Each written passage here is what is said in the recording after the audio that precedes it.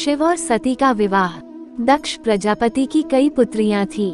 सभी पुत्रियां गुणवती थीं। फिर भी दक्ष के मन में संतोष नहीं था। वे चाहते थे उनके घर में एक ऐसी पुत्री का जन्म हो जो सर्वशक्ति संपन्न हो एवं सर्वविजयनी हो, जिसके कारण दक्ष एक ऐसी ही पुत्री के लिए तप करने लगे। तप करते करते अधिक दिन बीत गए तो भगवती आद्या ने प्रकट होकर कहा, मैं तुम्हारे तप से प्रसन्न हूँ। तुम किस कारण वश तप कर रहे हो? दक्ष ने तप करने का कारण बताया तो माँ बोली, मैं स्वयं पुत्री रूप तुम्हारे यहाँ जन्म धारण करूंगी। मेरा नाम होगा सती। मैं सती के रूप में जन्म लेकर अपनी लीलाओं का विस्तार करूंगी। फलतः भगवती आद्या ने सती रूप में दक्ष के यहाँ जन्म लिया। सती दक्ष की सभी पुत्रियों में सबसे अलौकिक थीं। सती ने बाल्य अवस्था में ही कई ऐसे अलौकिक आश्चर्यचलित करने वाले कार्य कर दिखाए थे जिन्हें देखकर स्वयं दक्ष को भी विस्मयता होती रहती थी। जब सती विवाह योग्य हो गई तो दक्ष को उनके लिए वर की चिंता होने लगी। उन्होंने ब्रह्मा जी से इस विषय में परामर्श किया। ब्रह्मा जी ने कहा, सती आद्या का अवतार है। आद्या आदि शक्ति और शिव आदि पुरुष हैं। अतः सती के विवाह के लिए शिव ही योग्य और उचित वर हैं। दक्ष ने ब्रह्मा जी की बात मानकर सती का विवाह भगवान शिव के साथ कर दिया। सती कैलाश में जाकर भगवान शिव के साथ रहने लगी। भगवान शिव के दक्ष के दामाद थे, किंतु एक ऐसी घटना घटित हो गई जिसके कारण दक्ष के हृदय में भगवान शिव के प्रति बैर और विरोध भाव पैदा हो गया। एक बार देवलोक में ब्रह्मा ने धर्म के निरूपण के लिए एक सभा का आयोजन किया था। सभी बड़े बड़े देवता सभा में एकत्र हो गए थे। भगवान शिव भी इस सभा में बैठे थे। सभा मंडल में दक्ष का आगमन हुआ। दक्ष के आगमन पर सभी देवता उठकर खड़े हो गए, पर भगवान शिव खड़े नहीं हुए। उन्होंने दक्ष को प्रणाम भी नहीं किया। फलतः दक्ष ने अपमान का अनुभव किया। केवल यही नहीं, उनके हृदय में भगवान शिव के प्रति ईर्ष्या की आग जल उठी। वे उनसे बदला लेने के लिए समय और अवसर की प्रतीक्षा करने लगे। एक बार सती और शिव कैलाश पर्वत पर बैठे हुए परस्पर वार्तालाप कर रहे थे। उसी समय आकाश मार्ग से कई विमान कनखल की ओर जाते हुए दिखाई पड़े। सती ने उन विमानों को दिखकर भगवान शिव से पूछा, प्रभु, ये सभी विमान किसके हैं और कहाँ जा रहे हैं? भगवान शक्र ने उत्तर दिया, आपके पिता ने बहुत बड़े यज्ञ का आयोजन किया है। समस्त देवता और देवांगनाएं इन विमानों में बैठकर उसी यज्ञ में सम्मिलित होने के लिए जा रहे हैं। इस पर सती ने दूसरा प्रश्न किया, क्या मेरे पिता ने आपको यज्ञ में सम्मिलित होने के लिए नहीं बुलाया? भगवान शंकर ने उत्तर दिया, आपके पिता मुझसे बैर रखते हैं, फिर वे मुझे क्यों बुलाने लगे? सती मन ही मन सोचने लगी, फिर बोली, यज्ञ के इस अवसर पर अवश्य मेरी सभी बहनें आएंगी। उनसे मिले हुए बहुत दिन हो गए। यदि आपकी अनुमति हो तो मैं भी अपने पिता के घर जाना चाहती हूँ। यज्ञ में सम्मिलित हो लूंगी और बहनों से भी मिलने का सुअवसर मिलेगा। भगवान शिव ने उत्तर दिया, इस समय वहाँ जाना उचित नहीं होगा। आपके पिता मुझसे जलते हैं, हो सकता है वे आपका भी अपमान करें। बिना बुलाए किसी के घर जाना उचित नहीं होता है।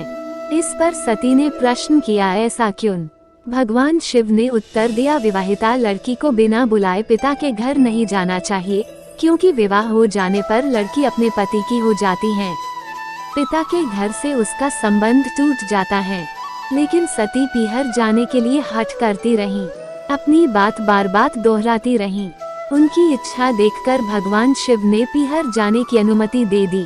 उनके साथ अपना एक गण भी साथ में भेज दिया। उस गण का नाम वीरभद्र था। सती वीरभद्र के साथ अपने पिता के घर गईं। घर में सती से किसी ने भी प्रेम पूर्वक वार्तालाप नहीं किया। दक्ष ने उन्हें देखकर कहा, तुम क्या यहाँ मेरा अपमान कराने आई हो? अपनी बहनों को तो देखो, वे किस प्रकार भांति भांति के अलंकारों और सुंदर वस्त्रों से सुसज्जित हैं। तुम्हारे शरीर पर मात्र बाघंबर हैं। तुम्हारा पति श्मशानवासी और भूतों का नायक है। वो तुम्हें बाघंबर छोड़कर और पहना ही क्या सकता है?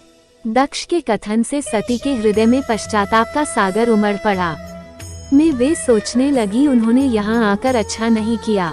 भगवान ठीक ही कह रहे थे, बिना बुलाए पिता के घर भी नहीं जाना चाहिए। पर अब क्या हो सकता है? अब तो आ ही गई हूँ। पिता के कटु और अपमानजनक शब्द सुनकर भी सती मौन रहीं। वे उस यज्ञ मंडल में गईं जहां सभी देवता और ऋषि मुनि बैठे थे तथा यज्ञ कुंड में धू धू में करती जलती हुई अग्नि में आहुतियां डाली जा रही थीं। सती ने यज्ञ मंडप में सभी देवताओं के तो भाग देखे, किंतु भगवान शिव का भाग नहीं देखा। वे भगवान शिव का भाग न देखकर अपने पिता से बोली, पितृश्रेष्ठ यज्ञ में तो सबके भाग दिखाई पड़ रहे हैं, किंतु कैलाशपति का भाग नहीं है। आपने उनका भाग क्यों नहीं रखा? दक्ष ने गर्व से उत्तर दिया, मैं तुम्हारे पति शिव को देवता नहीं समझता। वो तो भूतों का स्वामी, नग्न रहने वाला और हड्डियों की माला धारण करने वाला है।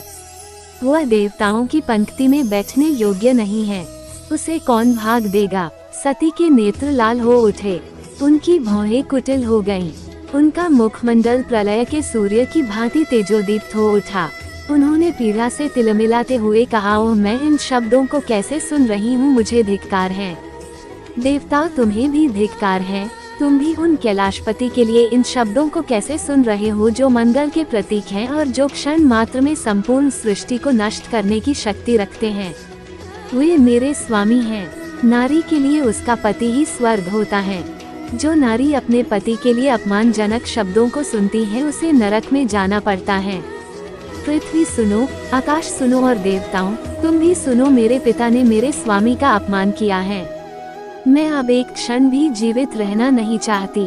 सती अपने कथन को समाप्त करती हुई यज्ञ के कुंड में कूद पड़ी। जलती हुई आहुतियों के साथ उनका शरीर भी जलने लगा। यज्ञ मंडप में खलबली पैदा हो गई, हाहाकार मच गया। देवता उठकर खड़े हो गए।